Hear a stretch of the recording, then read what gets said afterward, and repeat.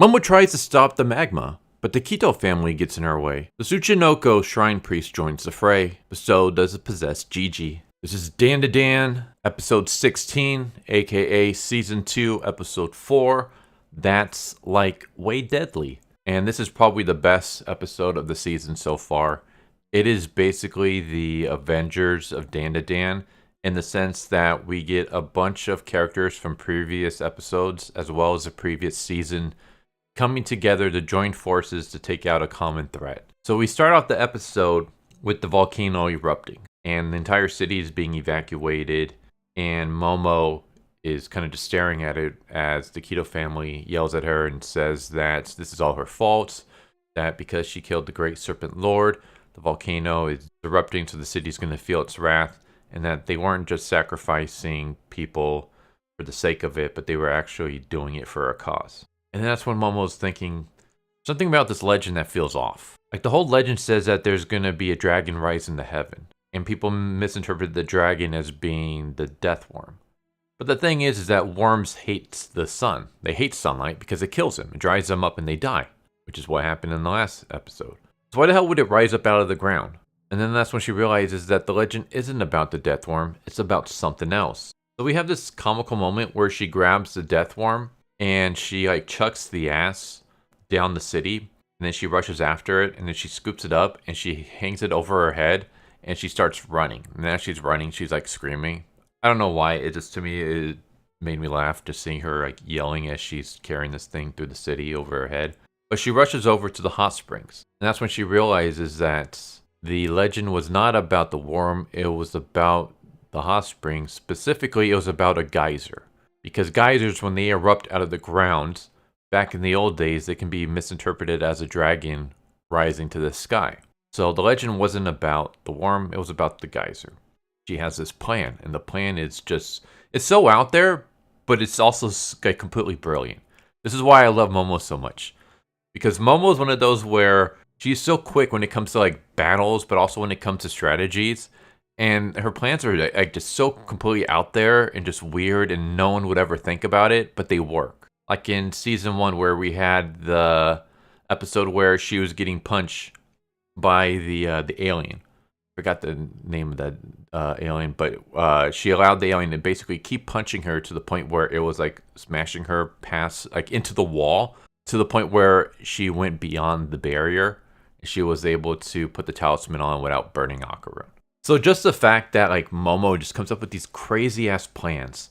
This plan is that she's going to grab the ass of the worm, shove it over the geyser so that the geyser is spraying up its ass. And then she's going to grab the head, and she's going to use the head as basically the faucet. So basically she's using the death worm as a giant hose to connect the geyser to the volcano. And so the water is shooting up the dead corpse of this worm, and as it's spraying out its mouth on the other side, it's also spraying out the thick, goopy, syrupy liquid that we saw it spraying out in the last episode. And that stuff falls over the fire and it puts it out. This plan is like so dumb when you think about it. I'm going to use a death worm, I'm going to shove its ass over a geyser, and I'm going to use it like a hose. But then it's like, that's actually a really intelligent plan, especially since it works. But then, of course, Kito family has to get involved.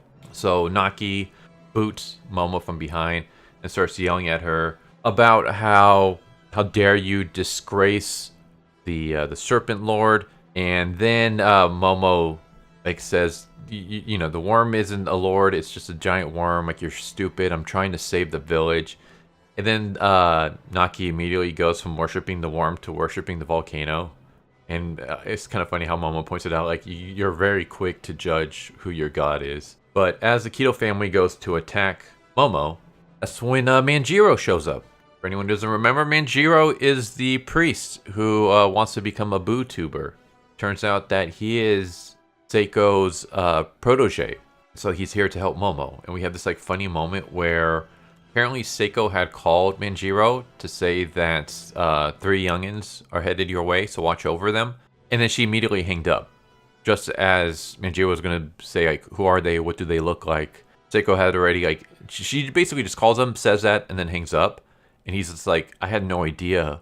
At first I thought you could have been one of the people that Seiko had told me about, because you were the only one that came to my temple in weeks.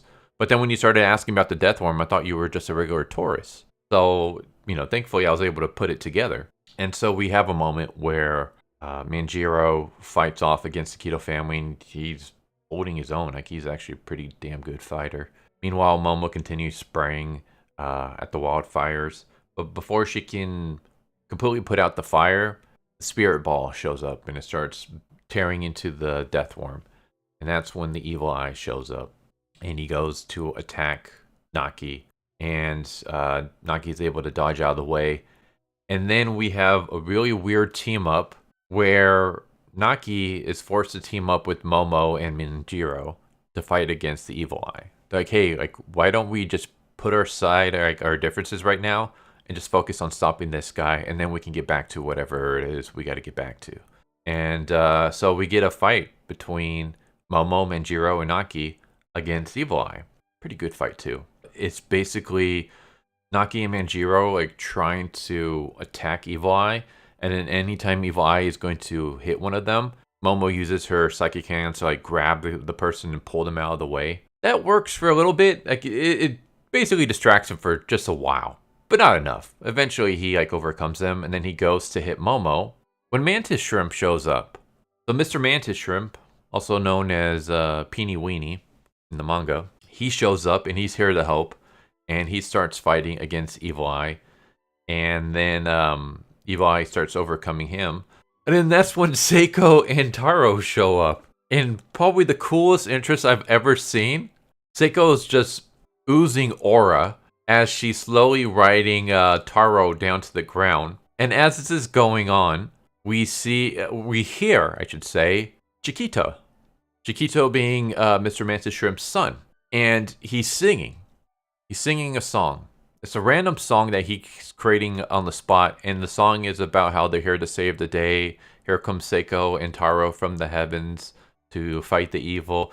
So it's this cute, adorable song that he's singing. And this is anime only. In the manga, he doesn't sing. But I love this touch because it's kind of like a throwback to his dad. Because his dad, if anyone remembered his first appearance, he was singing. He was singing an ABBA song. At least he was singing an ABBA song in the manga. I think they had to change it a little bit for copyright reasons in the anime. They decided to basically take that little quirk that Mr. Mantis Shrimp has and gave it to his son in the anime. So I thought that was pretty cool. I freaking love this moment. Yeah, here it is.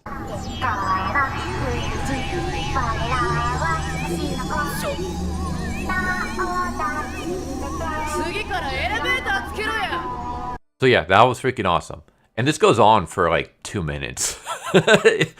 We have a while of Granny just slowly coming down from the UFO as Momo is watching and Chiquito is singing their theme song. And I don't know, anytime a character sings their own theme song, I just think it's hilarious. So Seiko, teams up with the Mantis Shrimp and they start fighting the Evil Eye. And Seiko is just freaking badass. She's not whooping the Evil Eye, but she's getting hits or getting close to getting hits on him. Meanwhile, the Evil Eye is trying to hit Seiko and not even being able to catch up with her. She's constantly dodging and moving out of the way. Seiko is awesome. Then we have another awesome moment where Seiko says, all right, Taro, it's your turn. And we cut to Taro and he has a spotlight over him. I love the fact that Chiquita is basically allowing these two to aura farm by using the UFO that he's piloting to shine the spotlight on him. And we have William Overture's song that we had in the previous season, that awesome moment. It's back, and it's basically Taro's theme song now. And so Taro, he gets ready and he starts sprinting. As he's sprinting, he starts yelling, and I love this. I love the fact that he's constantly yelling and just screaming like he's losing his damn mind. He's just so hilarious. I freaking love this character. But basically, he rushes at Evil Eye, and Evil Eye just one punches him. But that was the plan all along. Because as he punches Taro, Taro shatters into a bunch of pieces. And on one of the pieces is actually a talisman. And so this was the plan all along, to get Taro to shatter over Evil Eye. Because then Taro starts merging back together again. He starts piecing himself back together again, but he does it over Evil Eye. Because the talisman is there, he basically captures the Evil Eye within his body. So the Evil Eye is now captured within Taro, and then we just have a cool moment where Seiko and Taro once again pose as Chiquita shines the light down on them. It's just freaking awesome. I love this scene. I'll probably use it for the thumbnail. And then, of course, we cut to a moment later where we have Chiquita, and he's continuing to sing the song, and he's basically singing about what he's doing. So he's like, a flying star carrying a big corpse, going to put out the fires, yeah, as he's basically spraying at the fires with the giant deathworm carcass.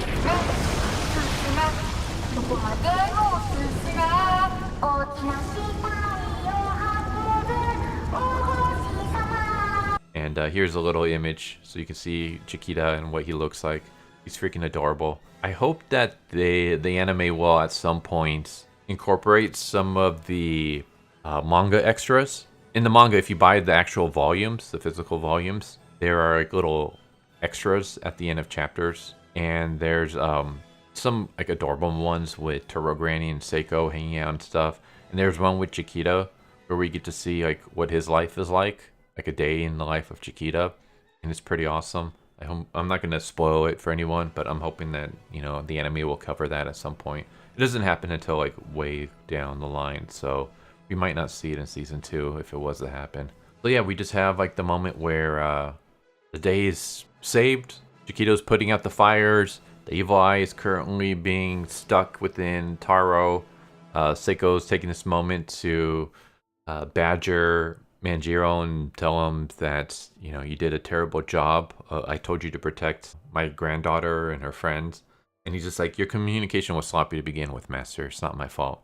You should be proud of the fact that I was actually able to figure out what the hell you were talking about. And I love the fact that Seiko's like, yeah, okay, maybe you were right about that. And then we get the moment where they discover that Momo's gone.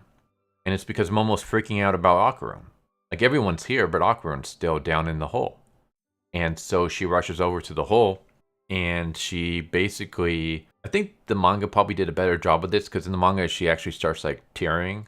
You don't really see that here, but you do see her start freaking out. She even says that she's gonna go into the hole. So she tells Chiquita to basically spray the worm goop over the hole so that she can go in there and save Okarun. And Chiquita's like, yeah, there's no point in me doing that. I'm not gonna do that. There's no point in you throwing your life away. So yeah, Momo is like willing to dive into this lava pit to try to get Okarun. So she's basically willing to throw her life away to try to save Okarun. But eventually Chiquita, what he does is he is able to use the UFO like levitation power to lift up a huge blob of lava, and he dumps it, and then he dumps the deathworm goop on top of it, and Momo like pulls it open, and inside she sees Okarun holding on to Turbo Granny.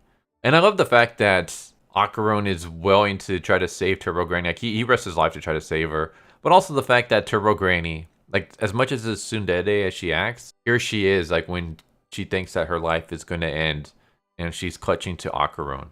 But Momo like is so excited that he's alive. She basically starts tearing up, and we have this moment where she starts helping pull Okarun out from inside the dried up lava, and he slips and he falls into her, and so he falls into basically like a hug. He has to catch himself on her. And in any other manga, any other anime, you'll have the character basically pull back, say, I'm sorry, I didn't mean to do that, which Okarun does. And then you have the female character say, like, you pervert, and then slap him or something like that, right? That's how it usually goes. But here they don't. They don't do that. Instead, what they do is Momo returns the hug. Like, Okarun pulls back, he's like, I'm sorry, I didn't mean to do that, I slipped.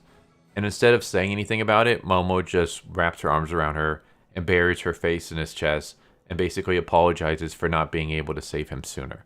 Like, I tried to save you, but I wasn't able to do anything. And she's just happy that he's safe. And so it ends with them hugging. And yeah, that's the episode.